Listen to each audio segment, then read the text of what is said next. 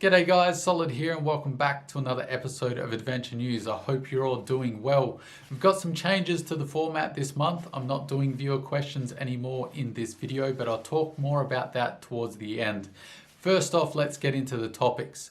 We have the Honda CRF450RL. Yes, they've changed the name. The L is now an RL, and I wanted to talk about the updates and changes they've made to the bike. I also wanted to go back over the 490 Adventure and the Norden 501. There was a pile of interest on my video earlier in the month, so we're going to discuss that. BMW have also updated the F750 and 850GS, and lastly the Multistrada 950S. So let's jump straight into the video.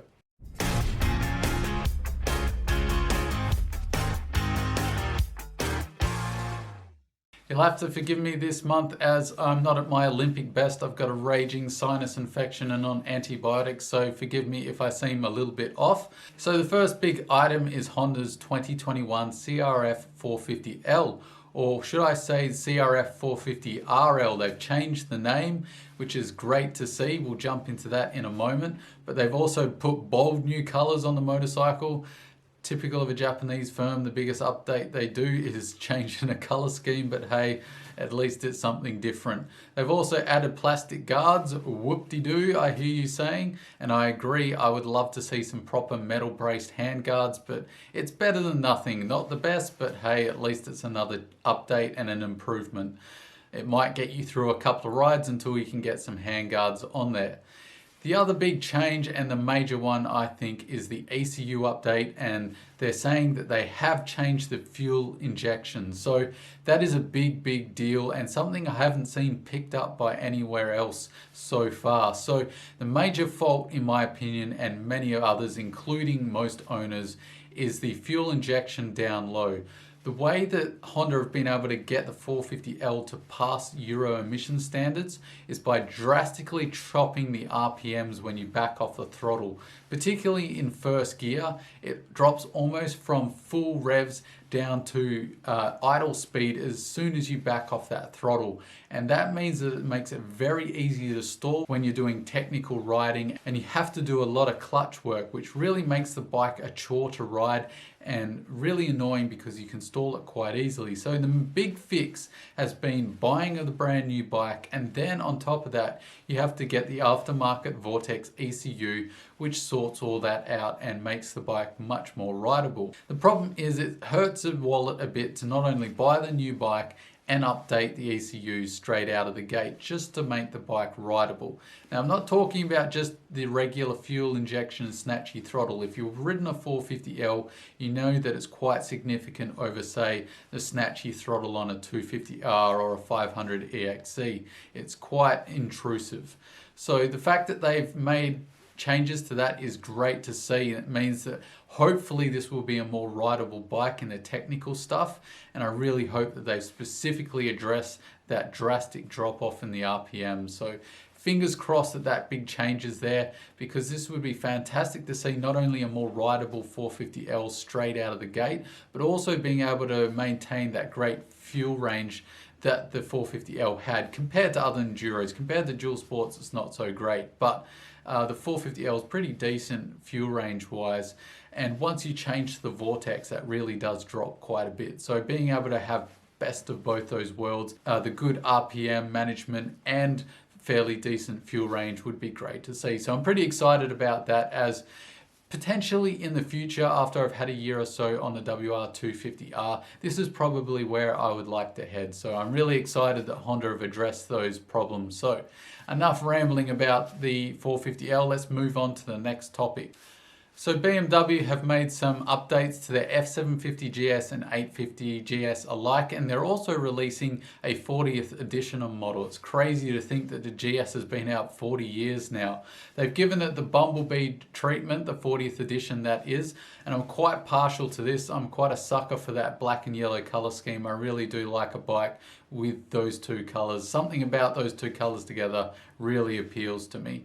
But they've added some nice changes as well. So Generally what BMW do in times like these when they don't have any significant model refreshes is they bring their top tier motorcycle components and they put them on the lower tiers and make them standard items. So this is what they've done this time around. So the major changes are that it gets LED indicators all around. Not a big change, but always nice to see those little fresh updates to keep the bike modern. They've also added the ABS Pro and their dynamic traction control as well to all models. So that's really great to see that they're putting their cutting edge technology onto the basement bikes, which is great to see and adds more value to the bikes. And also for the shorter riders out there, they're offering a new even lower seat option and a lowered suspension option. They haven't stated how much lower and what the heights of the seat are actually going to be, but they have said that it's going to be lower than the current offering.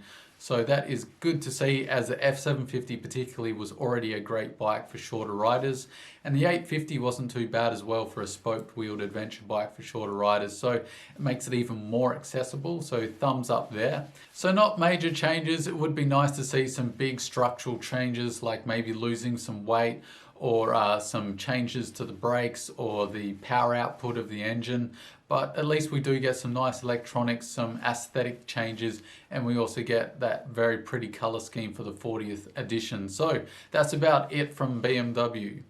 So the big video of this month that I did at the beginning of this month was the KTM CEO confirming that they're in development with a 490 Adventure and a Norden 501 from Husqvarna. And he stated that they're planning to release these two bikes in 2022. Now at the very beginning of the year, we kind of knew that KTM had something in the works from the leak of their shareholders meeting, and this has confirmed that fact. So it's really got a lot of people excited. It's about a 50-50 split out of what you guys want from KTM. Half of you said you wanted a soft roader that could do a little bit of dirt, exactly what the 390 Adventure is, but a little bit bigger. And half of you said, I want a hardcore off-road bike, something like the 640 Adventure, but with a twin engine, something that can do absolutely everything. And I really hope that KTM do both here. They could either make the 490 Adventure the soft roader and the Norden 501 the hardcore adventure bike, and I think that's the best way to go with differentiating these two brands. But they could also do both models in both brands. So they could do the 490 Adventure and then the 490 Adventure R, which would be much more off-road capable, and I'd love to see that. But I am a bit concerned that they'll only do the soft roader. And my main reason for that is we've got evidence of that with the 390 Adventure. It really isn't too different from the Duke and the RC. It's got taller suspension, bigger wheels, and a different fairing, and that's about it. They really haven't done much more to make it off-road worthy. The other thing is that it's built in India, so this tends to be where they make their more value-orientated motorcycles, and putting expensive long travel suspension, better brakes, higher ground clearance, crash protection, trying to make the bike as light as possible. That all costs a lot of money, so I'm not too confident that they'll go down that road. I am still hoping they will, and there is the possibility that they will indeed do that. But my feeling is that we'll probably at least see in the short term the soft roader for a long time, until they assess the demand for a more up-spec version of the 490 or the 501. And the last bike topic of the day is Ducati's Multistrada 950S. They've added bold new colors, Arctic white. So ladies and gentlemen, let me present you Solid Not Caring. So that about wraps up this video, guys. Are you wondering where the viewer comments have gone? I've moved it over to a series of its own. I'm calling it Bike Banter. Basically, I've got so many comments and questions that I've had to make an entire video in and of itself. These adventure news videos were getting longer and longer as I was trying to get to all the questions I was getting. So rather than just chopping it out and not having that interaction with you guys, I've created that new series, and it's really been fantastic. It's basically we're all getting around a campfire and talking crap about motorcycles. That's the gist of Bike Banter and answering your comments and questions. So I've really been enjoying that. Head over to that series if you're wanting that kind of interaction. And it also helps in streamlining these adventure news to get the hot topics straight out to you as soon as I can. So basically now we've got the updates with adventure news, then we've got this monthly wrap up, and now we've got Bike Banter where I address all the comments from all of my videos. So I hope that's clear, and that's about it. Thanks for sticking with me to the end, and as always, please comment, as it really makes these videos and it creates a lot of great discussion. And don't forget to like, share and subscribe. Shiny side up, and I'll see you in the next one. Catch you later.